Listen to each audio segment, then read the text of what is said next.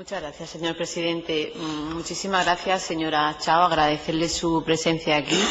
Desde luego, desde mi punto de vista, totalmente ilustrativa y muy concreta en la exposición. Yo creo que ha ayudado bastante a esta comisión. Y yo, en base a lo que usted ha dicho, me llevo a unas conclusiones, por lo menos a una ligera idea. Y, en primer lugar, me llama la atención, porque así usted lo ha puesto de manifiesto, el escaso personal con el que contaba. Ha hecho referencia a que precisamente que había 14 personas y 2 de ellas inclusive a media jornada. Después, en ese relato que usted ha hecho tan ilustrativo, reitero, el hecho de que cuando se acordó llevar a cabo ese informe especial, hubo un devenir de circunstancias, entre ellos la farragosa transmisión de competencias de una consejería a otra, lo que entiendo a todas luces que lo que vino más que nada a enturbiar la labor de intervención, y corríjame si me equivoco. Y por último, el hecho también cuando ya finalmente, después de todo ese devenir de actuaciones, tras realizar ese informe especial donde se llevó a cabo una serie de recomendaciones, obviamente no se llevaron a cabo, y de ahí que después se concluyera con ese informe de actuación. Correcto, ¿no? Exacto. Entiendo yo creo entender que cuando usted ha dicho que en el informe cuando se hizo el informe especial se llevó a cabo una especie que no parece ser que era tal, porque así lo he entendido yo cuando usted lo ha explicado, pero que sí que parece ser que llevaron a cabo una especie de informe de seguimiento, aunque usted misma ha dicho que no era tal informe de seguimiento porque parece ser que no se cumplían las recomendaciones. Se refiere al escrito enviado por la propia Delegación de Educación, ¿no? A ese escrito, que supuestamente debería de ser un informe de seguimiento, pero no ha sido tal. Yo entendí que no, porque no enviaba ningún tipo de documentación, lo vi más como una intención de voluntad. Sí, una declaración de intenciones, pero no una efectividad de corregir las recomendaciones que le había dado en el anterior. Correcto. Entonces, entiendo que a la vista del posterior informe de actuación, donde parece ser que no han prestado conformidad, pero puede decirse que, dado los precedentes anteriores, puesto que había un informe especial donde se dictaron unas recomendaciones que no se han seguido, y de ahí que se haya derivado en un informe de actuación, ¿se puede pensar que esas actuaciones no se vayan a llevar a cabo, que no se vayan a llevar a cabo por parte del órgano gestor las correcciones, dadas las antecedentes anteriores? No tiene por qué. Ellos han prestado su conformidad y se han mantenido dispuestos a hacer esas recomendaciones.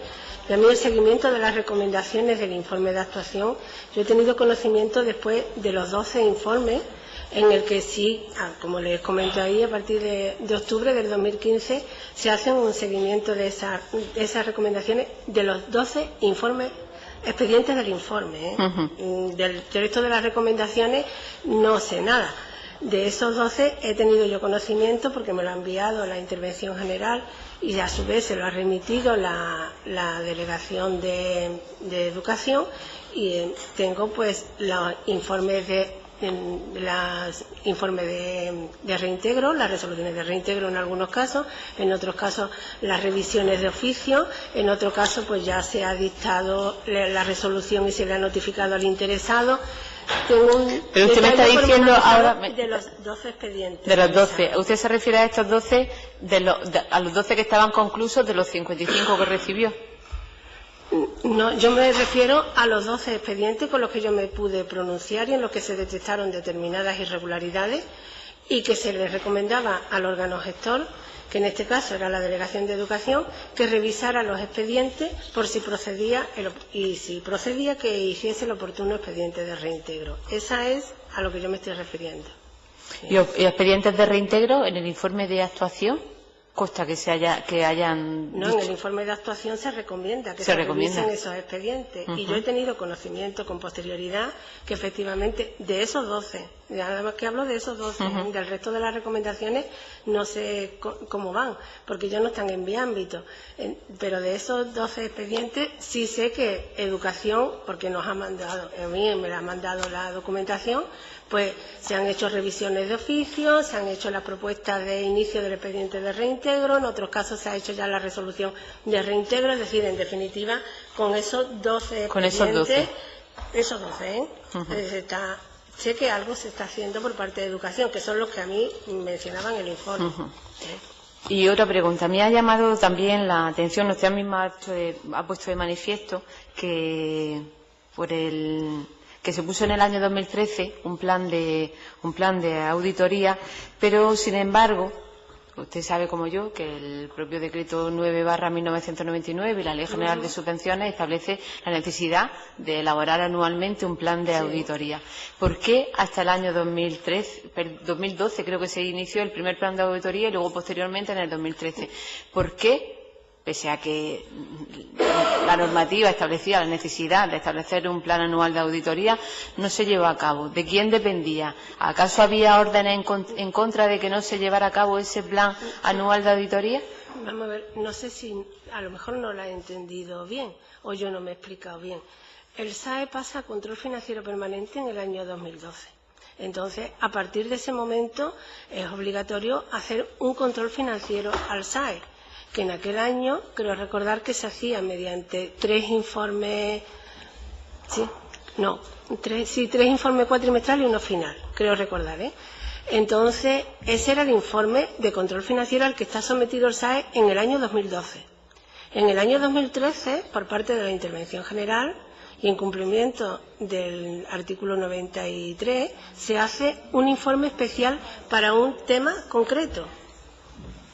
Pero no hay obligación de hacer auditorías anuales, que yo sepa. Perdón, de hacer auditorías no, pero de establecer el plan anual de auditoría sí.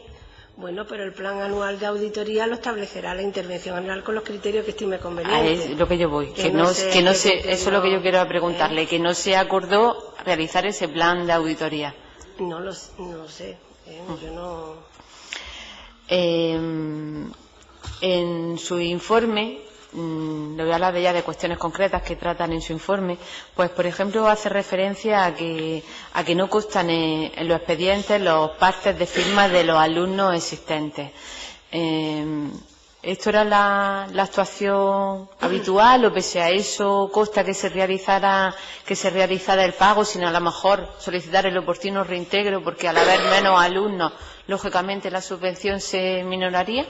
El informe nuestro está lleno de limitaciones y es importante conocer esas limitaciones. Limitación al alcance, se refiere usted que no le dan toda la documentación para poder tener. Exacto. Nosotros, la documentación de formación, y ustedes lo están viviendo, es amplísima.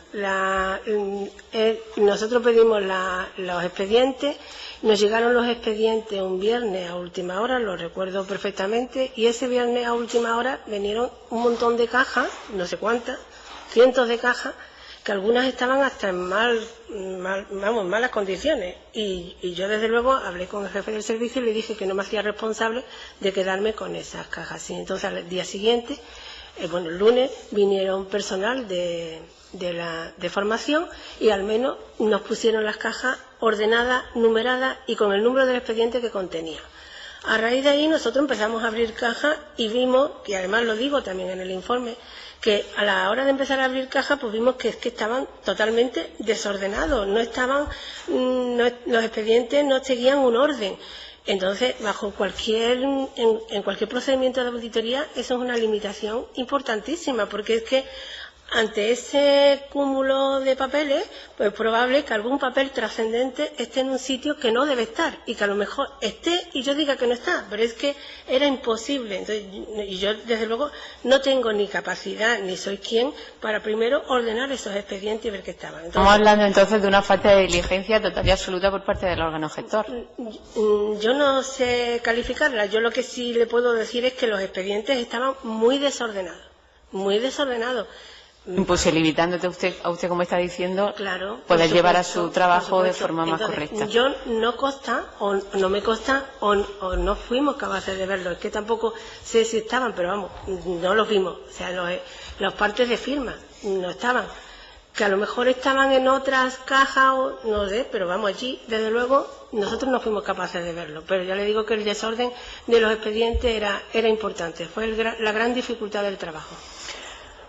Otra pregunta que me llama la atención. En su informe hace referencia a que cuando se modifica el plazo de ejecución inicialmente previsto, pues este no ha ido acompañado de los correspondientes documentos contables de reajustes de anualidades. Sí.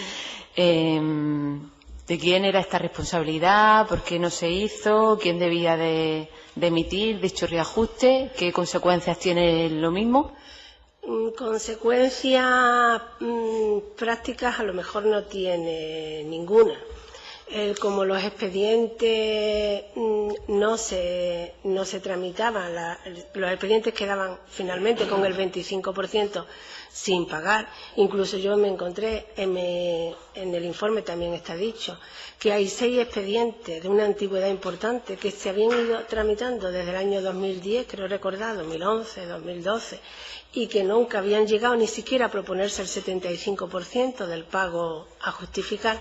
Pues entonces nosotros importancia práctica no tiene, porque los créditos se van traspasando año tras año. Ahora, contablemente, sí es verdad que cuando ya se tiene conocimiento, por lo menos mi opinión, de que no se puede ejecutar esa actuación en ese ejercicio, habría que hacer un documento de reajuste de anualidades y ponerlo en la situación en la que debía estar en el ejercicio correspondiente, haciendo simplemente un AD barrado en el ejercicio donde estaba imputado el crédito con un AD complementario en el ejercicio en donde debiera ir.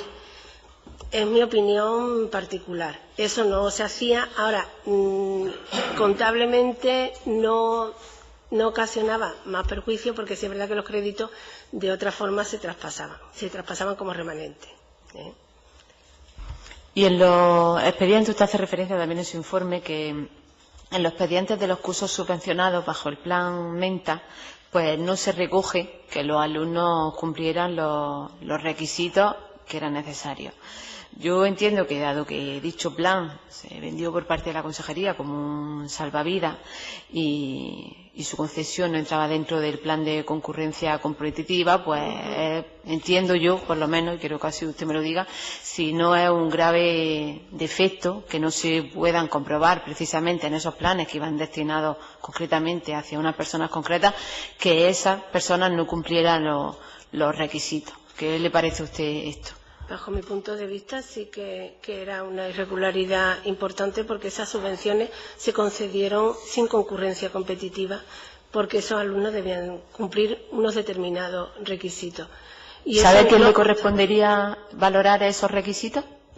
¿Perdón? ¿A quién le correspondería valorar esos requisitos? En la selección de los alumnos, una vez concedida la subvención, los alumnos tenían que cumplir esos requisitos. Ya, pero mi pregunta es que no sé si lo cumplían o no. Yo sigo diciendo, en los expedientes no constaba que cumplieran los requisitos. Por último, usted, que imagino que sabrá que los defectos, las cuestiones que aquí le estamos preguntando y cuestiones expuestas parece ser que una práctica común o una situación común en la mayoría de las provincias. ¿Qué opinión le merece a usted el hecho de que esta serie de defectos a la hora de tramitar los expedientes y demás, por decirlo de algún modo, haya sido algo común en todas las provincias de Andalucía? Bueno, pues no sé, creo que yo le puedo dar mi opinión como técnico y opinión personal también la tengo, pero no creo que en este sea el sitio para que yo dé mis opiniones personales. Como técnico, se lo pregunto como técnico. Como técnico, pues se evidencia que existía una actuación similar en todas las delegaciones del Servicio Andaluz de Empleo. ¿Actuación? Sí. Perdón, que podríamos hablar de un desorden o descontrol por parte de los órganos gestores. Las palabras las ha dicho usted, no yo. Sí. Yo no soy yo quien para utilizar esas palabras.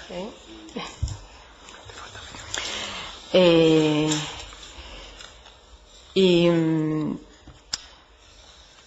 en todos los expedientes analizados, ya lo ha dicho usted también antes, se aprecia un considerable retraso en el pago de la justificación y la liquidación de la subvención.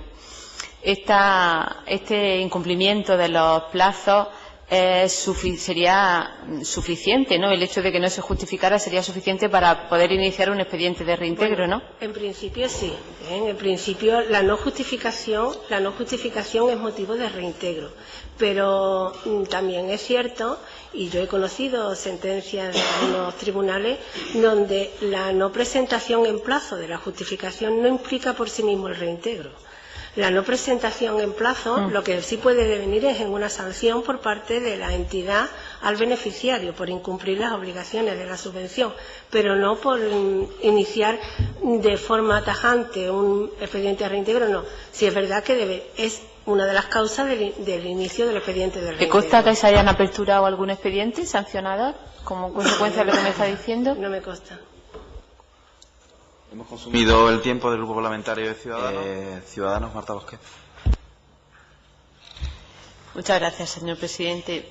Yo creo que la señora Cortés me ha quitado la primera pregunta que yo le iba a hacer, pero porque quede meridianamente claro, porque creo que estamos hablando de cuestiones verdaderamente graves, lo que ha ocurrido aquí en Andalucía, porque quede meridianamente claro, desde que usted trabaja, desde que aprobó esas oposiciones que no ha contado al inicio del relato y empezó a trabajar o bien en intervención o bien en la administración pública, ¿alguna vez a lo largo de su dilatada vida y su experiencia se ha encontrado con alguna situación tan alarmante, aunque sea desde el punto de vista del propio desorden que llevaba el órgano gestor correspondiente, como la que nos hemos topado con estas subvenciones de los cursos de formación?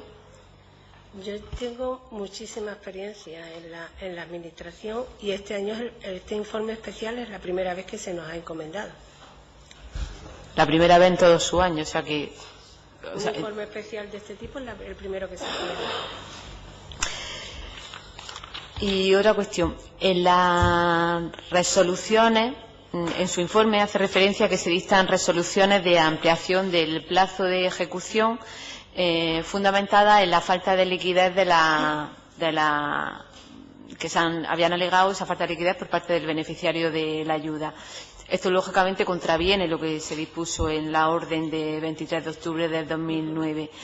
Desde su punto de vista como técnico, ¿qué le supone a usted o con qué motivo podría justificarse esa ampliación del plazo de ejecución cuando se está incumpliendo la propia normativa? Ya ahí es el órgano gestor quizá el que le pueda responder mejor a esa pregunta.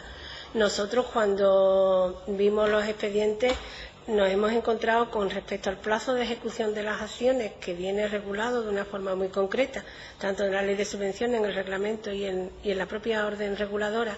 Entonces, en ese plazo de ejecución, que para mi punto de vista también es una obligación del beneficiario que debe ser escrupuloso, pues se modificaba, y las circunstancias que se mencionaban para solicitar ese plazo de ejecución modificado era que no había liquidez. Entonces, la propia norma establecía que no era necesario el pago del anticipo para que las acciones comenzaran.